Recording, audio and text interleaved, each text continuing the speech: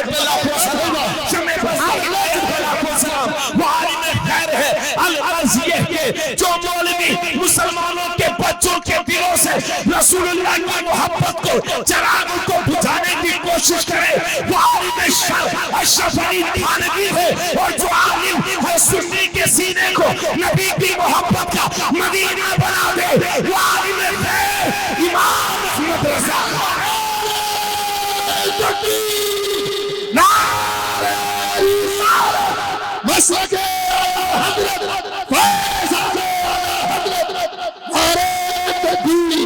वाह भाई वाह, सुभान अल्लाह सुभान अल्लाह सुभान अल्लाह सुभान अल्लाह सुभान अल्लाह सुभान अल्लाह सुभान अल्लाह सुभान अल्लाह।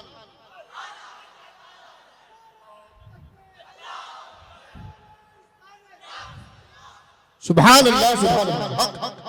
ए बाबू, माइक की आवाज ऐसी कर दो कि हम कोई भी बात कहें, हाँ कोई भी बात कहें तो वो साफ सुनाई दे। और इको आप बंद कर दो, बिल्कुल बंद कर दो। हजरात थोड़ी सी आवाज अब बढ़ा दीजिए। हेलो, ठीक। इसलिए ऐसे आलिम की सोहबत से बचो और उलमाए किराम की, अहले सुन्नत वल जमात के उलमा की सोहबत इख्तियार करो। हजरात मेरी तरफ देखिए, हम दो चीजों से बने हैं। एक को बॉडी कहते हैं, एक को आत्मा कहते हैं, रूह कहते हैं।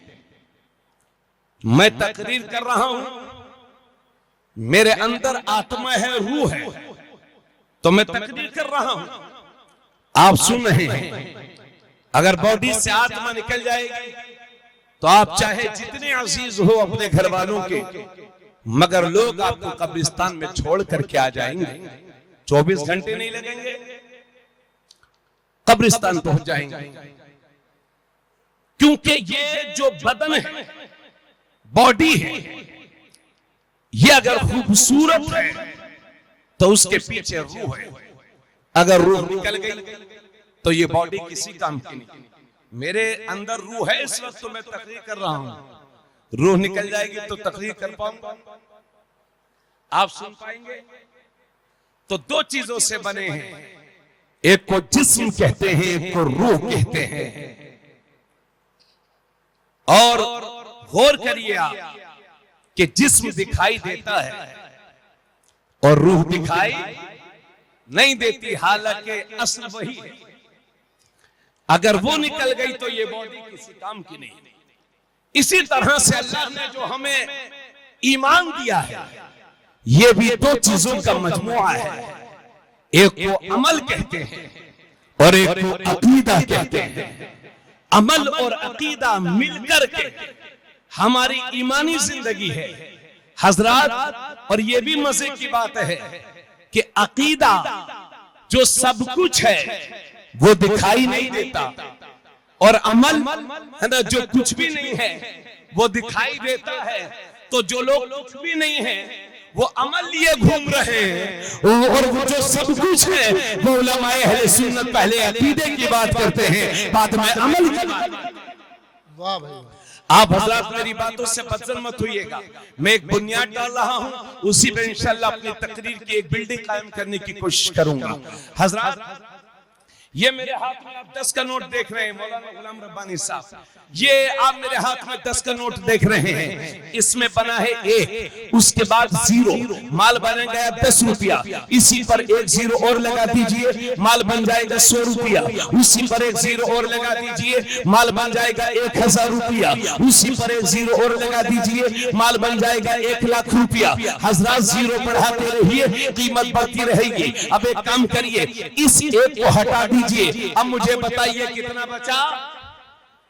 0 0 0 0, चाहे बनारस तक 0 लगाओ फिर भी 0, चाहे इलाहाबाद तक 0 लगाओ फिर भी 0, चाहे जौनपुर तक 0 लगाओ फिर भी 0, क्योंकि इन 0 की कीमत इस इकाई के साथ है। अगर इकाई है तो 10 है, इकाई है तो 100 है, इकाई है तो 1000 है, इकाई है तो 10,000 है, इकाई है तो 1 लाख है। बस ये छोटी सी मिसाल के साथ मुझे अर्ज कर लेने दीजिए, गोया कि इसी इकाई की तरह हमारा ईमान है। अगर ईमान है तो नमाज कबूल है, अगर ईमान है तो रोजा कबूल है, अगर ईमान है तो ज़कात कबूल है, अगर ईमान है तो तस्बीह कबूल है, अगर ईमान है तो कायदा कबूल है, अगर ईमान है तो सब कुछ कबूल है, वरना सब कुछ फजूल है। सुभान अल्लाह, हक है, आय है। अल्लाहु अकबर, या रसूल अल्लाह, वाह भाई वाह। इसलिए आज के दौर की सबसे बड़ी जरूरत है अपने बच्चों के ईमान को बचाइए। पिलपिला हो गया है मुसलमान, हमारी ईमानी कमजोरी का आलम यह है। तवज्जो है, चलिए जैसा भी ये करने दो, नहीं कुछ होने वाला नहीं है। गौर फरमाएंगे, हमारी ईमानी कमजोरी का आलम यह है कि हम अपने बच्चों से पूछें, बेटा आपका नाम क्या है? तो नाम है अब्दुल रहमान, लेकिन वो बता रहा है कि हजरत लोग मुझे पप्पू कहते हैं। मैंने पूछा, बेटा आपका नाम क्या है? नाम है अब्दुल्ला। मैंने कहा क्या नाम है? बोले हजरत लोग मुझे गुड्डू कहते हैं। नाम है अहमद। मैंने कहा नाम क्या है? बोले हजरत लोग मुझे प्यार से राजू कहते हैं। पप्पू, गुड्डू, राजू, शानू, मुन्ना में फंसा हुआ है आज का मुसलमान, और चेहरा देख के नहीं लगता यह मुसलमान का बच्चा है। अल्लाह ने हमें दौलत दी, तो हमारे बच्चों को यही पता नहीं है जो इस्लाम एक अंगूठी से पहनने की, एक अंगूठी से ज्यादा पहनने की, चांदी की एक अंगूठी से ज्यादा पहनने की इजाजत नहीं देता। उस इस्लाम में गले में चैन और हाथों में कड़े कहां से आ गए? मगर हम जानते हैं ईमान की कमजोरी की वजह से आज का मुसलमान अपने ईमान को छुपाने की कोशिश कर रहा है। मौत और जिंदगी अल्लाह के हाथ में है। अगर मौत का वक्त नहीं आया है तो कोई मार नहीं सकता, और जिंदगी खत्म हो गई है तो कोई बचा नहीं सकता। मगर जिंदगी की आखिरी सांस तक कलमा पढ़ते रहिए, कलमा कुफ्र को अपनी जबान पर ना लाइए। अपने बच्चों के ईमान को बचाइए और अपने बच्चों से कहिए कि बेटा चाहे जिंदगी में जितनी भी बड़ी कुर्बानी देना पड़ जाए, मगर अपने ईमान से कभी मुंह मत मोड़ना। इसलिए कि ईमान की दौलत अल्लाह की सबसे बड़ी दौलत है। ये दौलत पैसे से नहीं खरीदी गई है, बल्कि मेरे रब ने जिस पर करम फरमाया है उसे ईमान की दौलत मिली है। अगर ये ईमान की दौलत मिली है तो इस पर फख्र भी करो, इस पर नाज भी करो, इस पर शान से भी रहो। इसको छुपाने की जरूरत नहीं है, बल्कि दिखाने की जरूरत है, मुसलमान बनने की जरूरत है। आखिरी दम तक आज के दौर में हम देख रहे हैं। मैं आपसे ये भी कहना चाहूंगा कि सेकुलर उतने ही बनो जितने में आपके ईमान पर कोई खतरा नहीं आने पाए। नेता उतने ही बनो जितने में आपके ईमान पर कोई खतरा ना आए। पक्के सच्चे मुसलमान बन जाओ और जिंदगी की आखिरी सांस तक अपनी जबान को कलमा कुफ्र से बचाते रहिए, ला इलाहा इल्लल्लाह बोलते रहिए। इसलिए कि अगर उस हालत में मर भी जाओगे तो शहीद कहलाओगे और बच जाओगे तो गाजी कहलाओगे। नारे तकबीर, नारे रिसालत, वाह भाई वाह, जश्न पैगाम मुस्तफा, उलमाए अहले सुन्नत, नारे तकबीर, सुभान अल्लाह सुभान अल्लाह। एक सहाबी है हजरत जुल्खुवैसर यमानी। बातें समझ में आ रही हैं भाई के नहीं? आप एक सहाबी है हजरत जुल्खुवैसर यमानी। उन्होंने अल्लाह के नबी सल्लल्लाहु अलैहि वसल्लम की बारगाह में अर्ज किया, या रसूल अल्लाह, क़यामत कब आएगी? तवज्जो चाहूंगा या रसूल अल्लाह, क़यामत, थोड़ा सा सब लोग तवज्जो रखें। एक सहाबी ने पूछा मेरे नबी से, ये बुखारी शरीफ की हदीस है, कोई किस्सा कहानी की किताब नहीं है, बुखारी शरीफ की हदीस है। एक सहाबी हजरत ज़ुल्खुवैसरा यमानी है, उन्होंने पूछा अल्लाह के नबी सल्लल्लाहु अलैहि वसल्लम, क़यामत कब आएगी? तो मेरे नबी इरशाद फरमाते हैं, ए सहाबी ये मत पूछो कि क़यामत कब आएगी, बल्कि ये बताओ कि क़यामत की तैयारी तुमने क्या कर रखी है, क्या तैयारी है तुम्हारी क़यामत की? तो अर्ज करते हैं या रसूल अल्लाह, मेरी क़यामत की तैयारी कुछ नहीं है, मेरे पास अमाल तो नहीं है, मगर या रसूल अल्लाह अगर मेरे पास कोई सरमाया है तो वो ये है कि मैं अल्लाह और उसके रसूल से मोहब्बत करता हूँ, अल्लाह से मोहब्बत करता हूँ, रसूलुल्लाह से मोहब्बत करता हूँ। तो उसी मौके पर मेरे नबी ने फरमाया, अंता मआ मन अहबब्ता, तुम दुनिया में जिसके साथ रहोगे, जिससे मोहब्बत करोगे, क़यामत के दिन उसी के साथ उठाए जाओगे। तो भदोही वालों, अगर नबी से मोहब्बत करते हो तो हमारा इंशाअल्लाह नबी के साथ होगा, और नबी के गद्दारों से मोहब्बत करोगे तो तुम्हारा हश्र नबी के गद्दारों के साथ होगा। मोहम्मद की मोहब्बत, शर्फ मोहम्मद की मोहब्बत दीन हक की शर्फ अव्वल है, इसी में है अगर खामी तो सब कुछ नामुकम्मल है। कि मोहम्मद से वफा तूने तो हम तेरे हैं, ये जहां चीज है क्या लोहो करम तेरे हैं, तरू तेरे नाम पे जा पिता, नफे से जा दो जहां पिता, तो जहां सभी नहीं जी भरा, करूं क्या करो जहां। जिंदाबाद जिंदाबाद, नारे तकबीर, नारे रिसालत, जश्न पैगाम मुस्तफा कॉन्फ्रेंस, उलमाए अहले सुन्नत, मसलके आला हजरत, जिंदाबाद जिंदाबाद, सुभान अल्लाह। आज हमारे नारे ये हैं, इसी मजमे में कितनी बार नारे लग चुके और कितनी बार लगेंगे। हम कहेंगे कि नबी का दामन नहीं छोड़ेंगे, ऐसे ही है ना। आप ये भी नारा लगा देंगे कि हमने नबी के नाम पर जान कुर्बान कर दी। लेकिन मोहब्बत के कुछ उसूल होते हैं, इंसान जिससे मोहब्बत करे फिर उसकी बातों पर अमल भी करे। आइए सबसे पहले मैं हर चीज की जो जड़ है आपको उसकी तरफ ले जाने की कोशिश कर रहा हूं।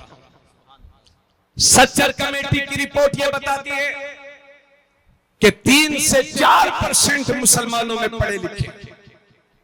कितने?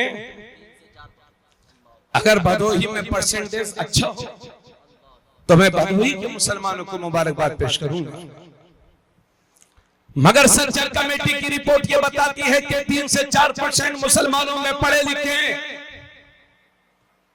जिस कौम में 96% लोग बेपढ़े लिखे हों और सिर्फ 3-4% पढ़े लिखे हों, उस कौम का ये हश्र नहीं होगा तो क्या होगा। हालांकि हम उस नबी के मानने वाले हैं कि जब मेरे नबी पर पहली बार वही नाज़िल हुई तो अल्लाह ने फरमाया, बिस्मि रब्बिकल्लज़ी खलक़, खलक़ल इंसान मिन अलक़, इक़रा रब्बुकल अकरम, अल्लज़ी अल्लम बिल क़लम। नबी पर जो पहली वही नाज़िल हुई उसमें पढ़ने का जिक्र है और कलम का जिक्र है। ये कुरान की 5 वो आयतें मैंने पढ़ी हैं जो अल्लाह के नबी सल्लल्लाहु अलैहि वसल्लम पर सबसे पहले वही के तौर पर नाज़िल हुई। सबसे पहले अगर मेरे नबी पर कोई आयत नाज़िल हुई तो नबी ने, अल्लाह ने फरमाया, इक़रा बिस्मि रब्बिकल्लज़ी खलक़, खलक़ल इंसान मिन अलक़, इक़रा रब्बुकल अकरम, अल्लज़ी अल्लम बिल क़लम। नबी पर जो पहली वही नाज़िल हुई है वो ये है जिसमें पढ़ने का जिक्र है और कलम का जिक्र है। हम उस नबी के मानने वाले हैं कि जब हमारे नबी ने मक्का शरीफ में ऐलान नबुव्वत किया तो सिर्फ 17 लोगों को लिखना आता था, सिर्फ 17 लोगों को।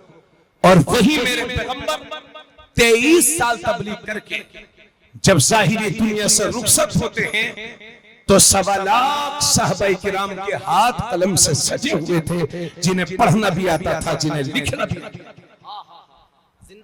अल्लाह के नबी सल्लल्लाहु अलैहि वसल्लम के एक सहाबी कहते हैं, उतलुबुल इल्म लौ कान बिस्सीन, इल्म हासिल करो अगरचे तुम्हें चाइना का सफर करना पड़े।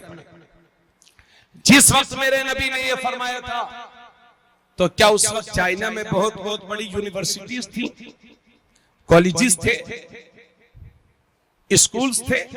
जी नहीं, बल्कि मक्का शरीफ और मदीना शरीफ से चाइना का सफर निहायत मुश्किलों वाला था, परेशानियों वाला था। आमदो रफ्त के जराए ना के बराबर थे।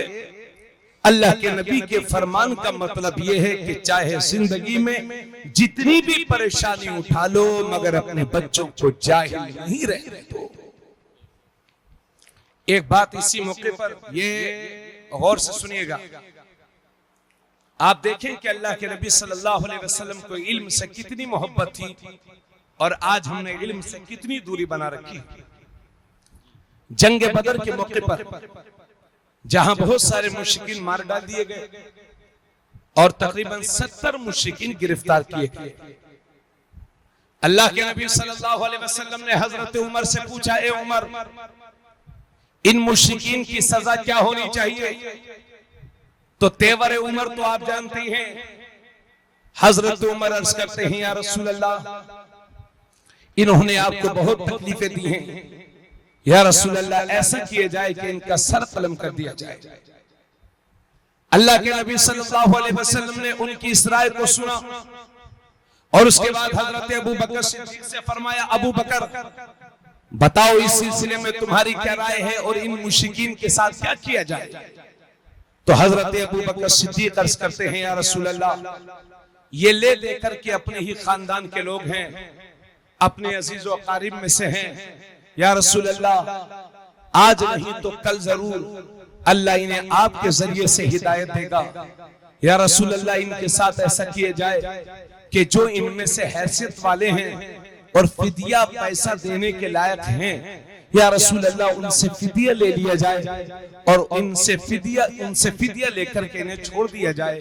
और जो फिदिया देने के लायक नहीं है, उनमें जो पढ़े लिखे हैं, या रसूल अल्लाह, उन पढ़े लिखे की ये ड्यूटी लगा दी जाए कि मुसलमानों के 10 बच्चों को पढ़ा लिखा दे और रिहाई का परवाना हासिल कर ले। आप लोग थोड़ा सा बोलिए अगर कुछ अच्छा लगे। यह है आपके नबी की तालीम से मोहब्बत। बड़े अफसोस के साथ मुझे कहना पड़ रहा है, श्री सज्जन कमेटी की रिपोर्ट ये बताती है कि 3 से 4% पढ़े लिखे हैं मुसलमानों में, जबकि सबसे ज्यादा अगर किसी धर्म में तालीम पर जोर दिया गया है तो उस दीन का नाम है इस्लाम। सबसे ज्यादा इस्लाम ने तालीम पर जोर दिया है और मेरे पैगंबर ने सबसे ज्यादा तालीम पर जोर दिया है। मगर अफसोस के साथ कहना पड़ रहा है, हमारे यहाँ तालीम का निहायत फुकदान है। आज हम लोग बिजनेस में तो आगे बढ़ा रहे हैं, लेकिन अपने बच्चों को स्कूल, कॉलेजेस, मदरसे, यूनिवर्सिटीज का रुख कम करा रहे हैं। हजरत गिरामी, और मेरी समझ ये है कि जमाने पर वही कौमें हुकूमतें करती हैं जिनके बच्चों के हाथ कलम से सजे होते हैं। जमाने पर वही कौमें हुकूमतें करती हैं। इसलिए अगर अपने मुस्तकबिल को भारत में रोशन देखना चाहते हो और अपने बच्चों के मुस्तकबिल को अच्छा देखना चाहते हो, एक बावकार कौम बन के मुल्क में पूरी दुनिया में जीना चाहते हो, तो खुदारा अपनी हैसियत से पढ़ करके अपने बच्चों को पढ़ाना लिखाना होगा। अल्लाह के नबी ने चाइना तक जाने की हमें हुक्म दिया है कि चाहे चाइना में इल्म मिलता हो वहां जाकर के हासिल कर लो। मगर अफसोस के साथ तालीम के मामले में हम बहुत पिछड़े हुए हैं। और दूसरी बात यह है कि मुसलमानों में 2 तबके हैं, एक गरीबों का तबका है, एक अमीरों का तबका है। अमीर लोग अपने बच्चों को यूनिवर्सिटीज में पढ़ाते हैं, कॉलेजेस में पढ़ाते हैं, स्कूल्स में पढ़ाते हैं, मगर गरीब अपने बच्चों को मदरसों में भेज देते हैं। अगर उस अमीर से कोई कहे कि अपने बच्चे को स्कूल में भेज दीजिए यूनिवर्सिटीज में भेज दीजिए। तो आज का अमीर कहता है कि अगर हमारा बच्चा आलिम बन जाएगा तो अपने बच्चों का पेट कैसे भरेगा, अगर हमारा बच्चा आलिम बन जाएगा तो बड़े बड़े स्कूलों में अपने बच्चों को कैसे पढ़ा पाएगा, यूनिवर्सिटीज में कैसे पढ़ा पाएगा। मौलाना अगर हम आलिम बनाएंगे तो हमारे रिश्तेदार हमें ताना देंगे कि कहां तूने अपने बच्चे को यतीमों में भेज दिया है, गरीबों में भेज दिया है, इसलिए मैं मदरसे में नहीं भेजूंगा। यह है आज के अमीर लोगों की सोच। और दूसरी बात यह है कि हमारे